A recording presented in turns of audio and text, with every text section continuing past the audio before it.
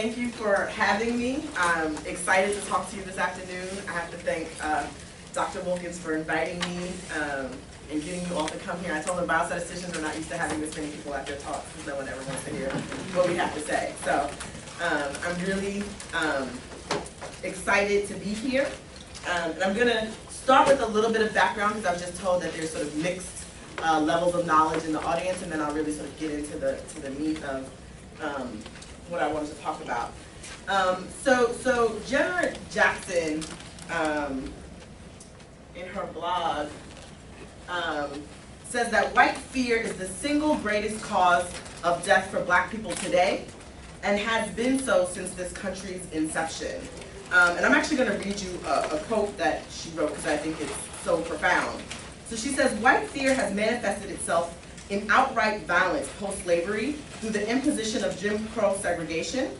White fear has manifested itself legislatively via redlining laws and cruel lending practices barring blacks from owning property in white neighborhoods.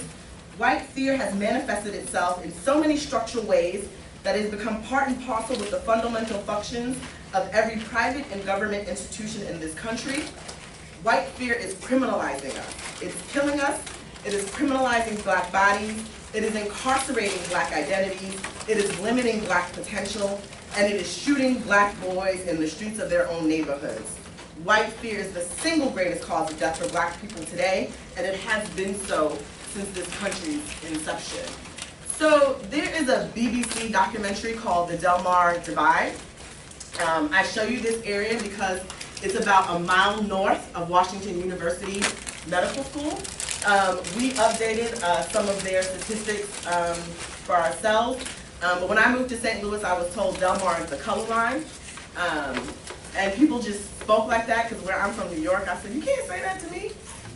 But they can because it's a fact and it's true.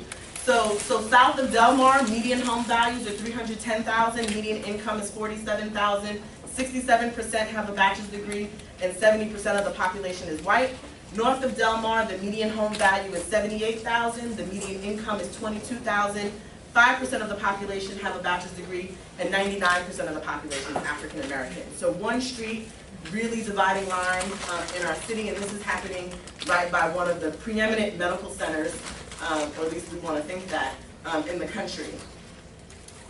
So we know that health disparities are systematic and plausibly avoidable. They're influenced by policies, and they put socially disadvantaged groups at further disadvantage with respect to their health. We've talked about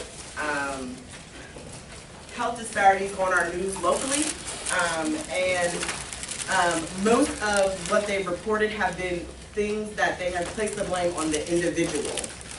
So the woman from the health department said, so this report is about 2 zip codes that are really close to each other, and life expectancy in these 2 zip codes are 10 years apart. So if you're born in one zip code and you're born in another, they expect your life expectancy to be 10 years apart.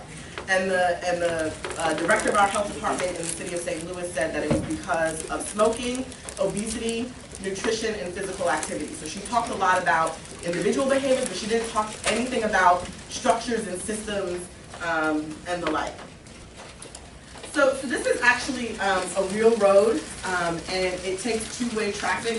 It actually separates a village in Africa from some other communities.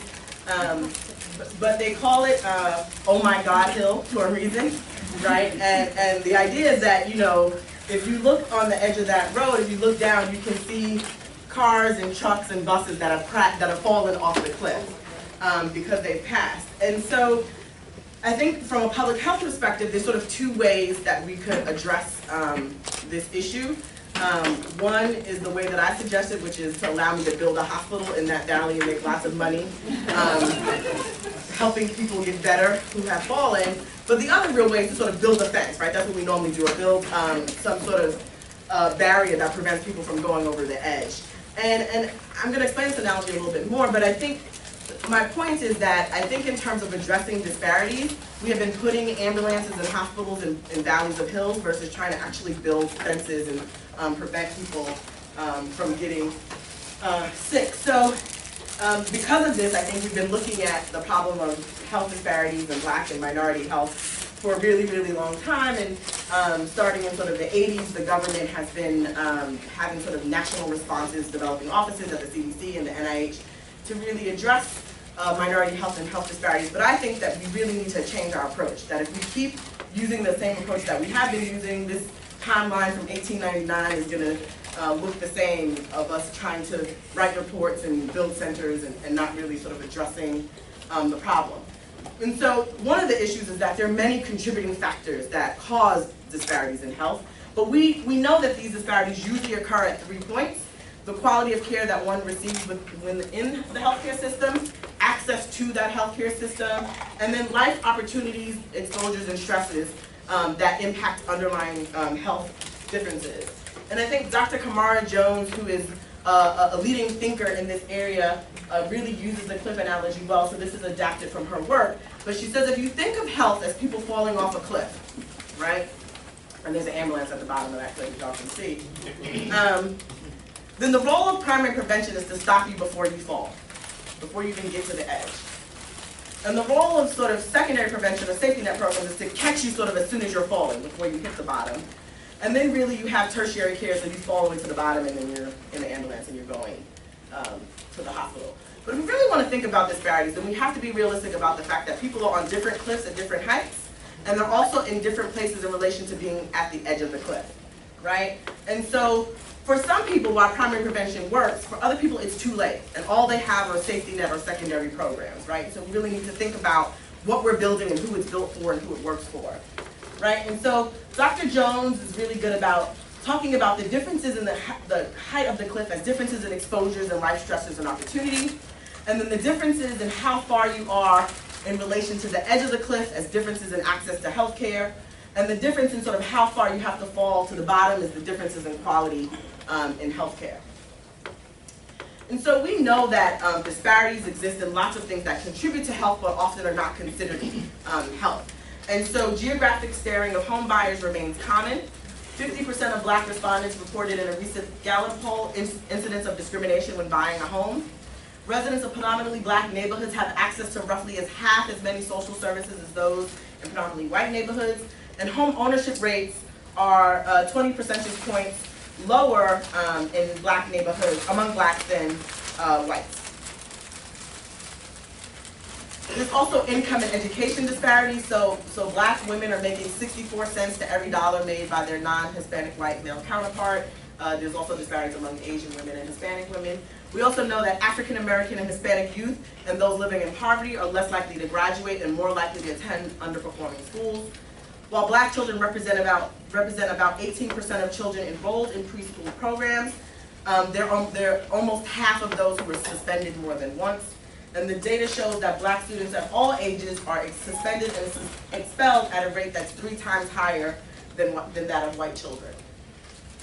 And if that's not convincing enough, then we should just talk about money, right? So disparities is really costing us a lot of money. So there was a study done and it looked at the years between 2003 and 2006, and it suggests that eliminating health disparities among minorities would have reduced direct medical expenditures by $229 billion, right? And that 30% of direct medical care expenditures for African Americans, Asians, and Hispanics were excess costs due to health inequities.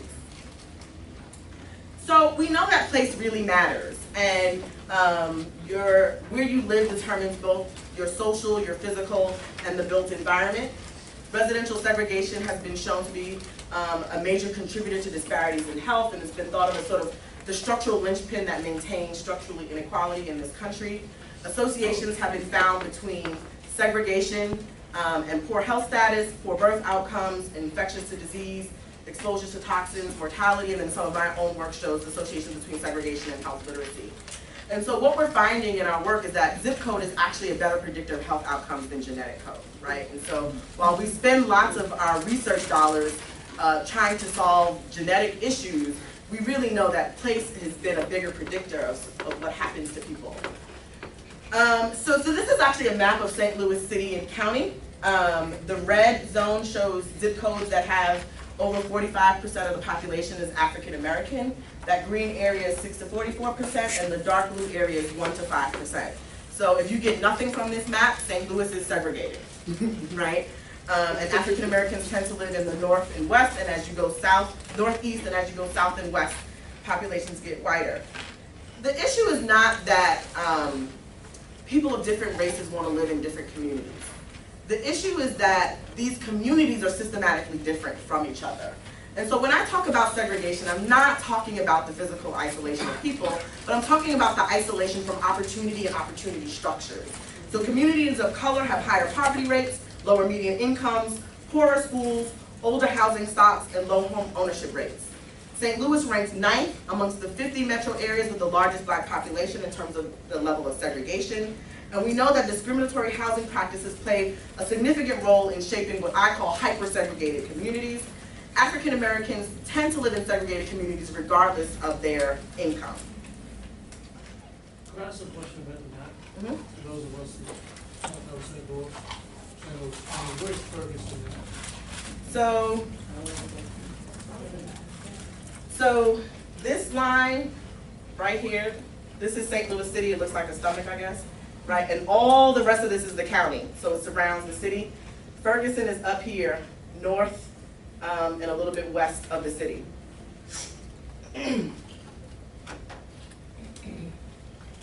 So in some of our work, we've looked at associations between the percent of African Americans in a zip code and a slew of health outcomes, and we find significant associations between the percent of African American population in a zip code and the median income, persons above 25 with a high school education, poverty. But I think what surprised people most is that we found associations with cancer mortality and heart disease mortality.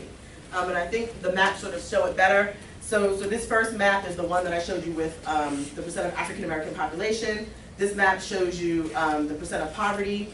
This map shows you heart disease mortality, and this map shows you cancer mortality. And so you can see, one, the associations are not completely direct, but there are strong associations between where African Americans live, high levels of poverty, high heart disease mortality, and high cancer mortality.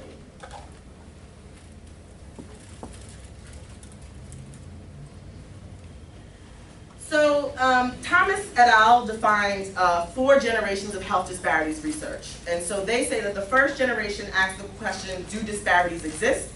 Second generation asks questions, what causes disparities to exist? Third generation asks, do interventions work? And fourth generation is what I like to think of about as community-based participatory research. And then in some of my own work, I did a review of the literature, and I was looking for a specific thing, but I think this gives you the picture. So this is 2007 to 2012, and you can see that the majority of health disparities work is in first and second generation research. And so we really need to think about this. Should we be asking questions, do disparities exist at this point? Or what causes disparities exist, versus trying to figure out what is working and what is not working. And so I often say I feel like Bugs Bunny, I should have made a left at Albuquerque, but I think that the idea is that we really need to rethink the types of questions that we're asking. We need to move from defining problems to start developing solutions. While we've been studying health disparities for so long, we still lack an evidence-based approach to disparities reduction. And so if you think about how long we've been studying this, we don't have an approach to solve this, and we really need to think about the types of questions that we're asking and whether it's leading us in the right direction. So any of you who've been to my website, I really try to focus on what I think of as salutogenic research, and so my research is less about defining problems and really more about developing solutions to problems that we've identified. And we know that the history and the ongoing practice of racism, classism, and residential segregation has engendered mistrust between marginalized communities and institutions that, quote unquote, are designed to serve them. And I'm talking about police, criminal justice, medical, and really research as well. But community-based participatory research has been shown to be effective in addressing some of these issues by engaging underserved communities as partners in the process. Here, the changes in the context, in the attitudes of the researchers, and the power dynamic between researchers and community, not the scientific research methods. And so really what I'm talking about is research conducted with communities instead of research conducted on communities. And I think if we really want to develop solutions to address disparities in health, we have to engage those that are receiving a disproportionate burden of poor health outcomes. So there's some literature to suggest that engaging community members in research is often the missing link to improving the quality and outcomes of health promotion activities, disease prevention initiatives, and research studies. Participating in public health research training can can prepare community members for collaborative work with academic researchers and empower them to act as equal partners in the research process. These are from Barbara Israel. These are sort of the principles of community-based participatory research. It talks about building on the strengths and resources of the community. It's supposed to be collaborative and equitable partnerships in all phases of the research, promote co-learning and capacity building for all partners, balance research and action for the benefit of all, emphasize local relevance of public health problems. It needs to be involve systems and be cyclical in how we think about it, so it's not just a research project, but we're really engaging these communities in studying and addressing a research question. And really to disseminate knowledge and findings to all partners, and to really view CBPR as a long-term commitment. While I think these are all nice, I think these are really scholarly, and I think that the sort of real rules to engaging community members you don't learn in grad school, you actually probably learn in elementary school or preschool. This is adapted from a poem by Robert Fulghum, All I Really Need to Know I Learned in Kindergarten. And he really says that wisdom was not at the top of the graduate school mountain, but there in the sand pile. So these are sort of my rules for community engagement. I think you should share everything, play fair, don't hit people, put things back where you found them, clean up your own mess, don't take things that aren't yours, say you're sorry when you hurt someone, and it's still true no matter how old you are when you go out into the world, it's best to hold hands and stick together. I find that academic institutions really struggle with these, even though they're sort of based on a golden rule, but we tend to not put things back where we found them, we tend to not clean up our own mess, we tend to take things that aren't ours, and we tend to not say sorry when we hurt people. So I think we need to sort of rethink about what the rules are. And I think the power of partnerships are so important because I think when they work well, they produce this thing that I like to think of as a research synergy. And that's where sort of community and academic partners come together and they produce something together that no one entity could have produced alone. And enables the partnership to really be meaningful and useful to all partners and mutually beneficial to all. So this leads me to some of the work that I've been doing. It started in Long Island, New York, a project that we called CARES, the Community Alliance for Research Empowering Social Change. It was funded by NIH Partners in Research RO3. I think the NIH has finally got hip to our game, so in this mechanism, we wrote the grants in partnership with our community collaborator, which was Literacy Suffolk. And NIH said, great, your grant's funded, we're gonna give half the money to you and half the money to Literacy Suffolk. And so we had to work together because neither entity had enough money to do any of the things that we needed to do. Literacy Suffolk is actually a literacy organization. They focus on increasing literacy in Suffolk County. They had just started to venture into health literacy, and then I was able to convince them that really what we need to be thinking about is research literacy and having people understand that. I'm going to talk a lot about our evaluation, but I think one of the CARES fellows said it the best. They said, and you're not just there to take advantage of the community, but to really be an alliance. And whatever you learn, you're going to learn together, and whatever the outcomes are, you're going to share those together as well. So the CARES training was a 15-week evidence-based public health research training. They're 3-hour sessions, workshops based on a standard Masters of Public Health curriculum. We had 19 fellows participate in the training, and then those who completed the training were able to apply for some small pilot funds to work on a seed project, and the only requirement is that they had to work with an academic researcher. We had sort of mainly females, and this is true for most research studies, but I think we had a nice race demographic. There's actually 2 Native American reservations on Long Island. We had representatives from each there. Most of our fellows had at least some college, but we have a good mix between community health workers, community-based organizations, and people who define themselves as just community members, and not that that is a just, but not affiliated with any organization.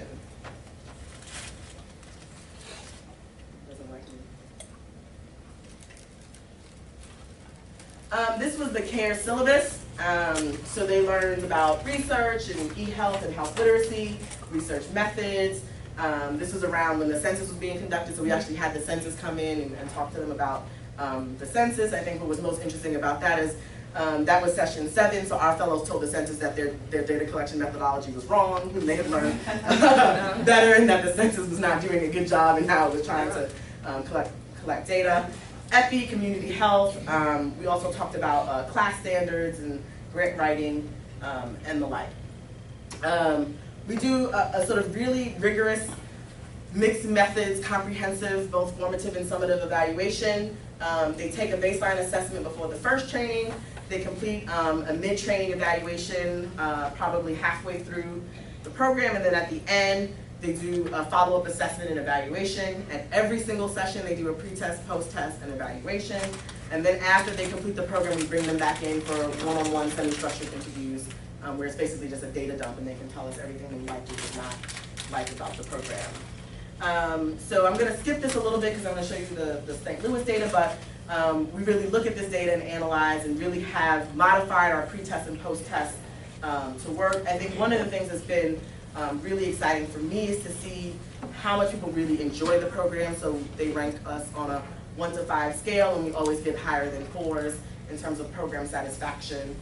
And then, like I said, at the end, we do these sort of in-depth interviews. These are professionally transcribed, and they're coded by 2 coders, and then we analyze the qualitative data.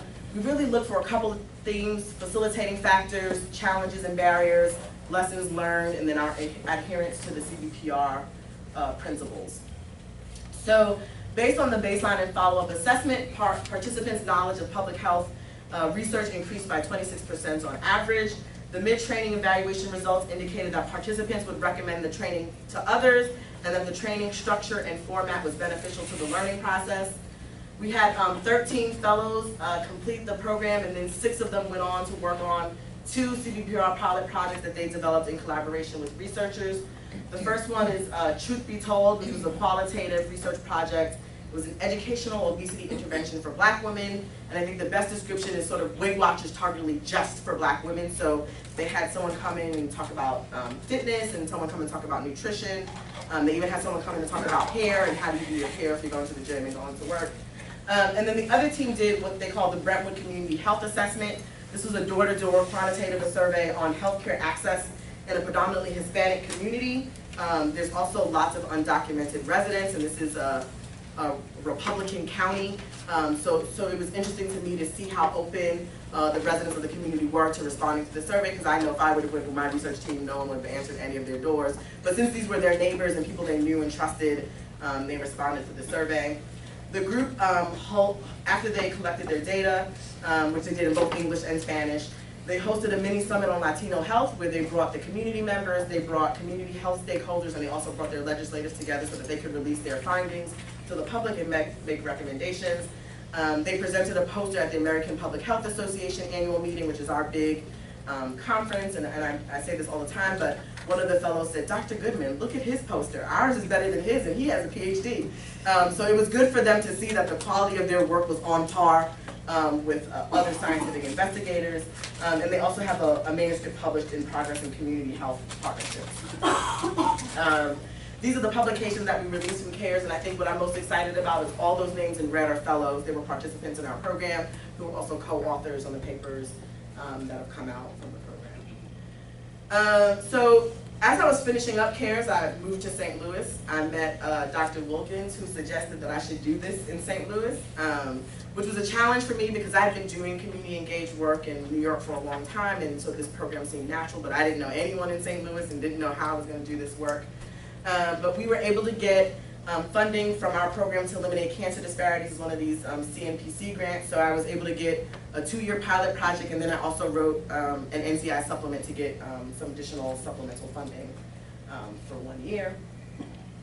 And so our goal was to adapt, implement, and evaluate a community-based research methods training program for community members, and to promote the role of underserved populations in the research enterprise by enhancing the capacity for community-based participatory research. We had 3 main goals. That was to train community members to be good consumers of research, to understand how to use research as a tool to improving health outcomes in their communities, and to increase community members' understanding of how to work with academic researchers. We did this through 3 specific aims. So we wanted to enhance community knowledge and understanding of research, to develop community-based participatory research pilot projects that address health disparities, and then also to evaluate the training program and the outcomes. So this is our CARES logo.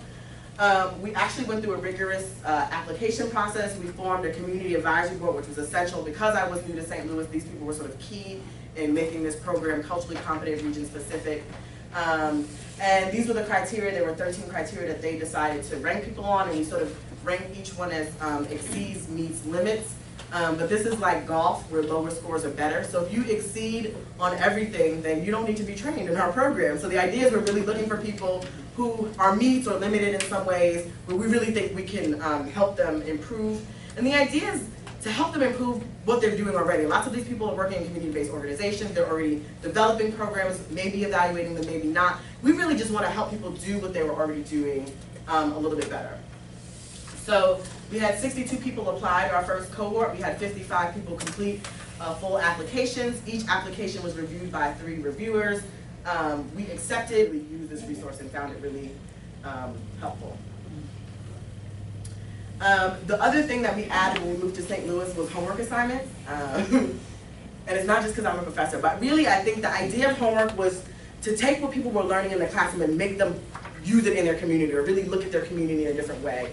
And so we had them do a windshield survey, and this is sort of where they go through the community and mark different things. And you'll be surprised, because I had to do one of these myself. Even if you live in a community for 20, 30 years, you look at it in a certain way, you perceive your community in a certain way. And so when you're asked to objectively look at things, you start to see different things. Oh, there is a lot of graffiti. Oh, there is a lot of trash on the ground. And so these are people that had lived in these communities their whole life, and they were going, we never noticed these things. You know, you pass things every day and you just don't pay attention. In terms of health disparities, I think this is one of the assignments that the students like most, besides the photo voice, is that we had them compare 2 parks in 2 different communities and 2 grocery stores in 2 different communities. We asked them if you go to a big box store to go to the same store. So Schnucks is our sort of local grocery store. So to go to 2 different Schnucks in 2 communities. And usually they come back mad after this assignment. They'll be like, do you know that this grocery store has this variety of vegetables and this store only had apples? And one of the things we were surprised to find is the difference in milk prices. So I showed you sort of the segregation. In North St. Louis, milk is really much higher than it is in South St. Louis, a gallon of milk in the same store. And so they've written letters, they've done other things to Schnucks. The other assignment is they do a family health history, where they actually have to go through and look at their family health history. One of the fellows found out that there was a rare disease that ran in her family that no one knew about by doing this. Another one of our fellows really talked about how homicide was what was killing her family the most, that so many men in her family had died from homicide, and that they really needed to look at that.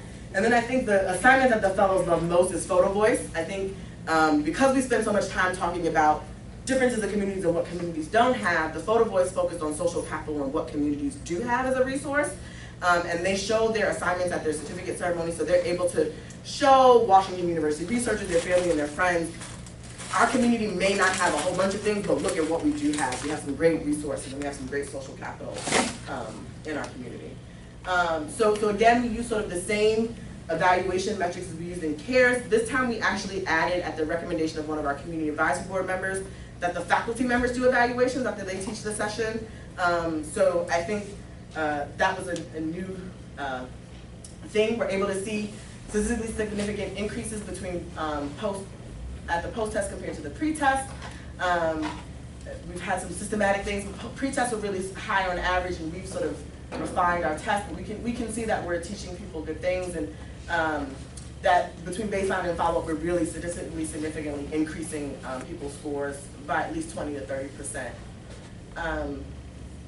Again, we had really sort of strong evaluations. These are sort of how do you rate the session overall, and where the learning objectives met, and then a sort of a summary score of some of the other evaluation metrics. And as you can see, we are always between 4 and 5, which is sort of the higher rankings that you can get. These are the faculty evaluations, and I think what surprised me about this was that faculty members rated the program higher than the participants. Their evaluation scores on average were higher. 100% of the faculty said they were willing to teach in the program again, and 100% said they would be willing to participate on pilot projects with fellows. We don't pay our faculty. We give them like a pen or a bag, and feed them dinner maybe. Keon's laughing because he's one of our faculty members. He knows he didn't get that much. But everyone is always willing to do it. I never have a problem recruiting faculty, and I always say that the reason they do it is because I've asked them. Like, no one has ever given me a problem. I say, don't you want to stay late on a Thursday night and teach community people? But faculty members really get involved, and they really learn a lot. So on August 8, 2013, we graduated our first cohort of 45 fellows. This was 90% of our class. This is actually in the biggest auditorium on our med school campus, and it was filled to capacity. Family members, friends, kids, community organizations, really to celebrate what these fellows had accomplished, and I think that was part of what was so great. And then, like I said, they were able to compete for a little bit of pilot funding. The requirements were that they had to complete the program, they had to be certified in research with human subjects, which is one of the sessions that they take in our program, and their project had to align with an RFP that we released from our CAB. We had 4 groups submit pilot full proposals. We funded 2. The other 2 were also funded, so one was funded by another university and the other was funded by the Missouri Foundation for Health. These are the 2 that we funded. One is Healthy Body, Healthy Spirit. It was a collaboration with a predominantly African American church in North St. Louis. They were doing health education exercise, and they did a virtual walk to Miami, and they had pedometers and towels and water bottles and all of the incentives that people got along the way. The second study we funded was called The New Face of Homelessness, a study of the needs and concerns of homeless women aged 45 to 64. It was done in collaboration with a homeless shelter. We found out probably halfway through our first cohort that one of our fellows was homeless and had been during the entire time she was taking the training program. And this project came from her experience as an older woman who was living in a homeless shelter and felt like the health services they offered were really catered to younger women, but they didn't have much for an older woman. So when she needed a mammogram, there was no services to get her a mammogram because they weren't used to having 40 or 50 plus women in their facility. And so we've written up about the first cohort in a paper that's in the Journal of Empirical Research on Human Research Ethics. Out of the ethics session, the community members became really concerned about the IRB and sort of what the IRB was doing and who the IRB was representing. And one of the things they took from the ethics session was that IRBs are there to protect the university, and they didn't feel like anyone was there to protect the community. And so they formed the Patient Research Advisory Board, and it ensures that projects benefit the community. They will work with research teams, they will review grant proposals, and they will even help with project implementation. And they really, their goal is to sort of review studies so that people who don't have this knowledge can see that they've given it the stamp of approval and know that this is a study that they recommend, or this is a study that they actually want to list the studies they don't recommend more than they want to list the studies that they do recommend. But the idea is that, you know, they know that they've gotten these new skill sets, and they also know that not everybody in the community has them, and so they want to do some community benefit, at least go through the studies and be able to say, these are the ones that we think are ones that if you participate in, it will definitely be worth your while. And so then I ran out of money. I was able to, using our CTSA, is called the Institute for Clinical and Translational Science. I went to our provost, I went to my division chief, I went to anyone who I thought had money, and I asked them each for a little bit, and I pieced together enough money to do a second cohort. We took in a smaller cohort. I told you 50 was too big. I actually think 39 might be too big too. But we accepted 39 fellows into our cohort. Again, the majority were African American, the majority was female. All of them had at least a high school education, and almost half had previously participated in research. Again, the diversity of our cohort, I think, is what makes it so special. The mix of sort of community-based organizations, healthcare workers, government. The government people are like people that work in health departments or other things.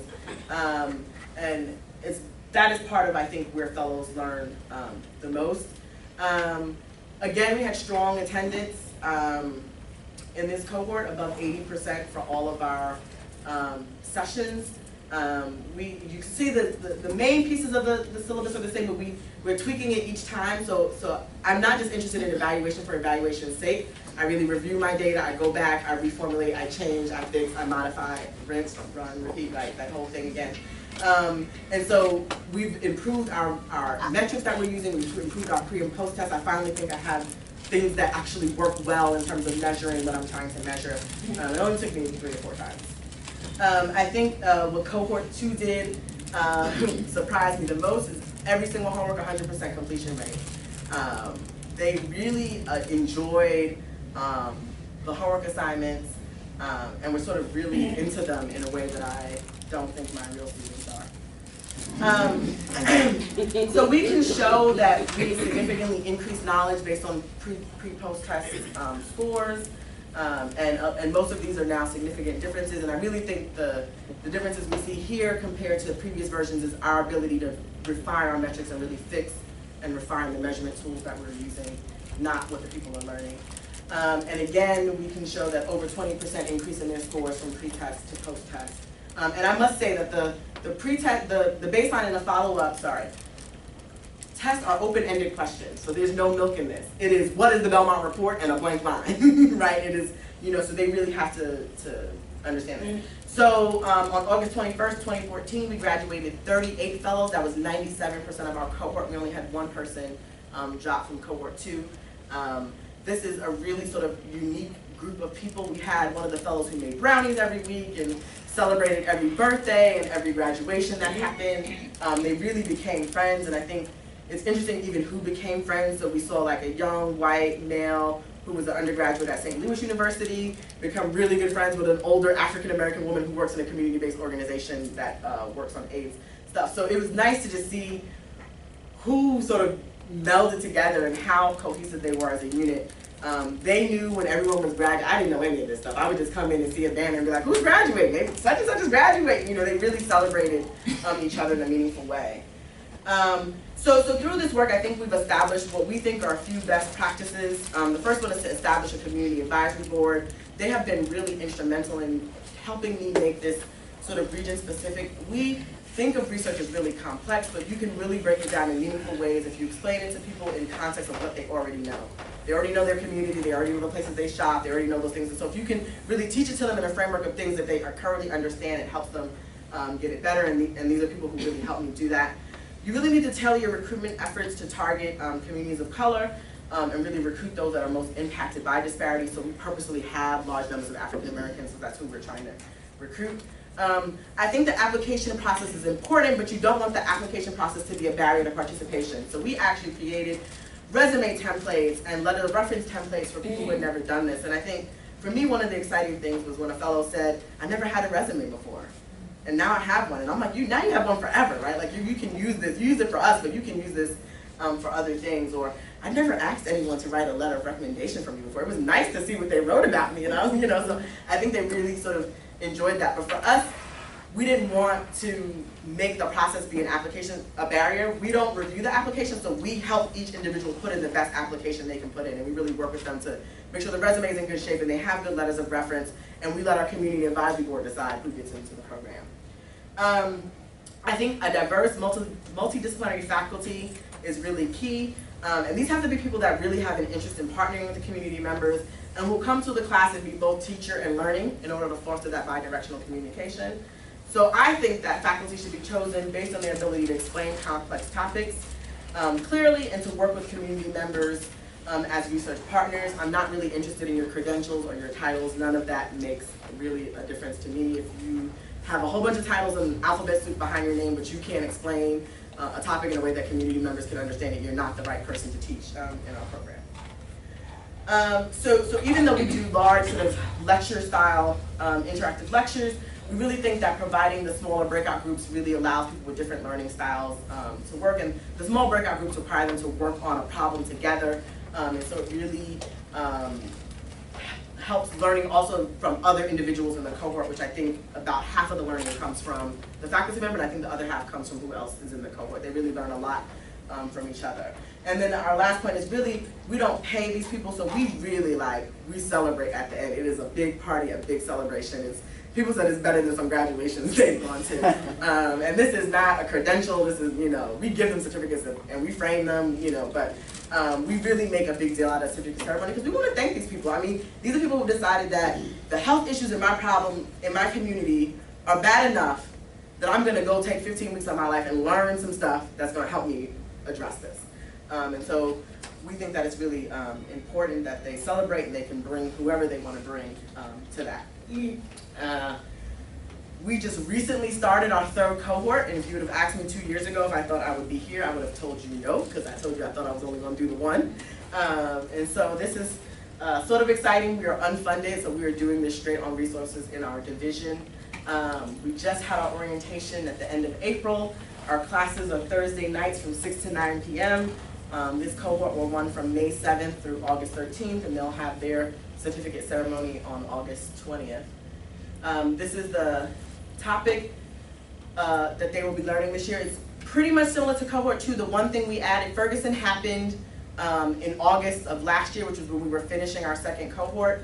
We got a lot of feedback, so that session 14 we added, which is a session on community organizing, and that was based on the feedback that we got from exit interviews about, we learned all this stuff, but how do we use it? How do we really take this out into the field? The people that are on the front lines protesting, they need to know this stuff, and so I'm sort of excited about that session. I'm excited to see where it'll go. So this is the size I think it should be. We have 24 fellows in the program, 79% are female, 96% are African American. They all have at least a high school diploma, but again, we still have the diversity. So when we're selecting our cohort, one of the things we tell applicants, because they all want to get in, and we even have people lie about their education. So one guy came to me, he said, Dr. Goodman, now I'm in the program, I think I should tell you I have a master's degree. And I said, well, why didn't you tell us that before? Well, I didn't think I'd get in if you knew I already had a master's degree. One of the things we tell people is, in your application, you want to be you. Because what I'm looking for is a diverse cohort, right? And I want a whole bunch of different people in that cohort. And the best thing you can do is be honest about who you are. That's the best way to get in, because if there's no one else that looks like you, you're going to get in. And so people really like the program, so much so that cohort 3, we were actually not going to have a cohort this year. And people just started sending us applications. We didn't even, we didn't announce anything. I think it's, when you do things that we always start in April of each year. So around February, we just started getting emails with applications. I was like, what are you applying for? And so when I told my boss that, he said, well, go ahead, train them. They're willing to apply if you haven't opened it up. So that's how cohort 3 got started. While I was doing, first cohort or second cohort? While I was doing cohort 1, I went down to Morehouse School of Medicine, and I was part of the Satcher Health Leadership Institute Community Health Leaders Intensive Program. And when I was there, a woman who worked at the Mississippi State Department of Health was there. She heard me present, and she said, I have to do this in Mississippi. I just have to do this. And as fate would have it, she actually got a new position. So she was in tobacco control, and they had just named her the director of the Office of Health Disparity Elimination in the Mississippi State Department of Health. And this was one of the first programs they did. So they came up to St. Louis, they saw what we were doing, and they have adapted our model. They had their first cohort last year with 25 fellows. Again, most of them were African American, most of them are female, most had some college. They graduated their first cohort in December. I went down to their graduation to be their keynote speaker. It was amazing to see someone else implement my program better than me. I actually learned a lot by going down there that I then brought back to the St. Louis group and saying, this is what they're doing in Mississippi. We should do this. Their program has gone so well. They're preparing for their second cohort this fall, and then their third cohort this spring. And they've also been asked to expand to Alabama to train some coalitions there. So we are on the move just by chance. And I know I'm running out of time. It's the last thing I'm talking about. So as a statistician, right? So what do I care about? My interest is one, evaluating the program, but two, how do we evaluate the level of community engagement that's in a research project? And so one of the things that I've been working on is developing a quantitative measure that does this. So we know that community engagement and partnership and partners in research is a good thing. It can contribute to a more nuanced understanding of health problems. It can increase the relevance of problems examined, and it can improve the fit of research activities in community-based settings.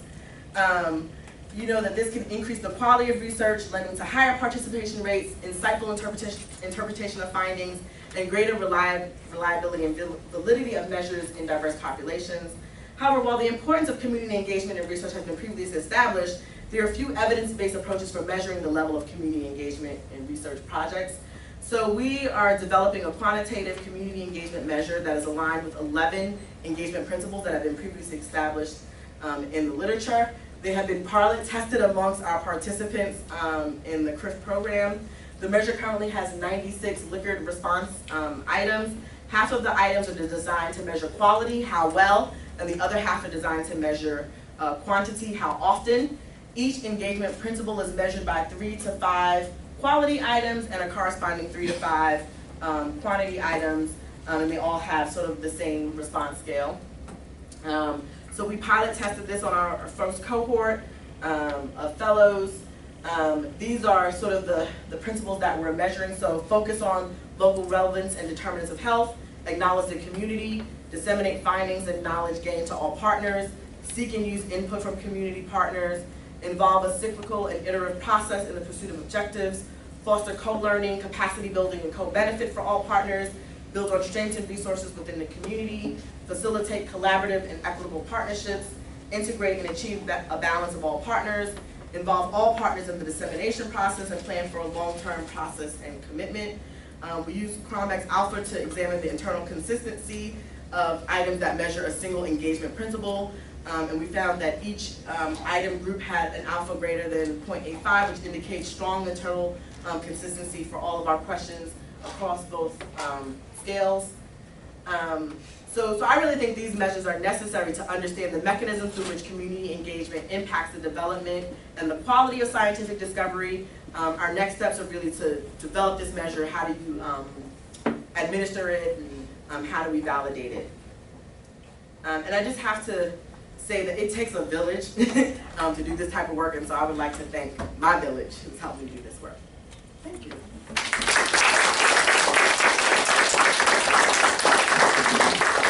So we're right at 1 o'clock, so I apologize if you have to leave. Please do so quietly, but I think we'll take a few questions if that's okay. Could I just a quick question? I don't even have a question, just a comment. This was wonderful. Thank you so much. Thank you. Congratulations. Dr. Wilkins shared your work a while back, and there were some people in this room, we kind of were talking about it and thinking about it, and so I'm hoping that those people are ready to think and talk again, and people in this room with resources. Right now, we're very, very excited about your work, and hopeful that maybe we could do something like this here in Nashville. And so I'm still very interested. I think Nashville really, really needs this. And I just want us to start. So whoever has the resources or the interest, let's talk. Dr. Goodman, I would like to get that quote about fear. And the reason for it is I grew up all of my life afraid of the sounds and voice of Dr. MLK Jr. As you all would say, you fear whites. And this is very real, and that fear is still here today, and it causes African Americans to misinterpret me. But I would like to get that quote, if you don't mind going back. And also, Random House and Penguin is interested in my book, in my life story, where I wrote the Guinness Book of World Records and said I'm the tightest person in the world of the MLK movement. Was there a question over here? Oh, Dr. Martin. Okay, there it is. I just want to echo what Leah said, that it was a really excellent lecture. My question is, what made people interested? What brought them out? What were they hoping to get from it? And were you able to capture any of those sentiments? So I think people come at it for different reasons. I think the most interesting people are the people who come to it from an area of disdain. So there's a bunch of people who don't trust research and come because they don't trust it, and they sort of want to learn more about it. I think a lot of people, so if you live in St. Louis, you are inundated by academic research centers. There's WashU, there's St. Louis University. It's very hard to get healthcare in St. Louis and not be asked to participate in a research study. So a lot of people just wanted to know, like, why do y'all keep asking me this stuff? A lot of people just wanted to know, like, what are you doing? Every time I go somewhere, there's some study, there's some things. And I think particularly the African American community in St. Louis feels like they've been studied to death, and they haven't seen the benefits of all of those studies. So there's been so many studies in that community, but the community looks the same. They haven't seen the benefits. So I think for them, they really wanted to understand, like, you guys talk about research, you make it seem like you're gonna fix stuff and nothing happens. I need to know more. And then there's a group of people who are already sort of engaged in research. Maybe they're sitting on community advisory boards, or they work at a CDO that's often tapped to partner in research projects. And for them it was, I sit in these rooms, I listen to people talk, and I don't have any idea what they're saying. I just want to be able to be part of the conversation, or at least understand the conversation enough so that I can ask the right questions. So I think people come from different perspectives. Dr. Gill, and then we'll let Claire have the last quote. I really enjoyed your talk and how you just provided so much information on how the community and the academic organizations can work together. One thing that bothered me, and you seemed to find a solution for it, was you had to set up a patient research advisory board. And you were saying that you didn't think that the IRB, individuals didn't think that the IRB was addressing it. So I have two questions. One is, isn't that a failure of the IRB, and shouldn't the IRB be looking out for the interests of the community as well as the ivory towers? And second, how did you set it up? So, one, I think, yes, and we're trying a multi-partner. So one of the things we talk about in CRIFT are, what are the things we can change, right? And so if you're trying to develop solutions, we knew we couldn't fix the IRB. There's only so much that they were going to let us do, right? So the first thing we did was we're trying to get our alum on the IRB and have them sort of rotate and have a few spots that are dedicated to alumni of this program. So that's one. So that was one way that we thought we could approach it. But our fellow said, so in the meantime, right, like as we're trying to work with the IRB, as we're trying to move these things forward, we know that institutions take a long time. We need to do something else. And so this is not instead of, it's more in addition to. They developed the PRAB. It was not my idea. It was their idea. It was their concern. We worked together and we wrote a Procurement grant that didn't get funded, and they decided they still wanted to do the work anyway. And so we all come to this unfunded. We all sit there. We meet once a month. They've developed a mission, a vision. They've developed review criteria that they're going to use to review proposals. They've developed the structure and the processes. And they've done this over a course of 1 year, meeting once a month. I think for them, we talk a lot about what is in the control of the community and what is out of the control of the community. And while we want to work with systems and institutions to fix those, we're more interested in trying to develop solutions that we have control over. And so for them, the PRAB is something that they control, they own. It doesn't belong to any institution. It doesn't belong to WashU. They review proposals from academics, from the federally qualified health centers, from community-based organizations, so from anyone in the St. Louis community. And so they really see themselves as a community resource going beyond what an IRB would do, because IRB is only going to look at from one institution. And they wanted to have a sense of what's going on in St. Louis. You have all of these institutions doing all of this research. Who is looking for our benefit? Because even if WashU's IRB looks at community benefit, does St. Louis University do that? Does the health center's IRB do that? So they really wanted a centralized board where anything that's coming into their community, they have some say. So do they give the information back to the CTSA or to WashU or the university? So the way it sort of works is that if an investigator submits a proposal, they have an ad hoc committee of 3 to 5 people that will review that proposal.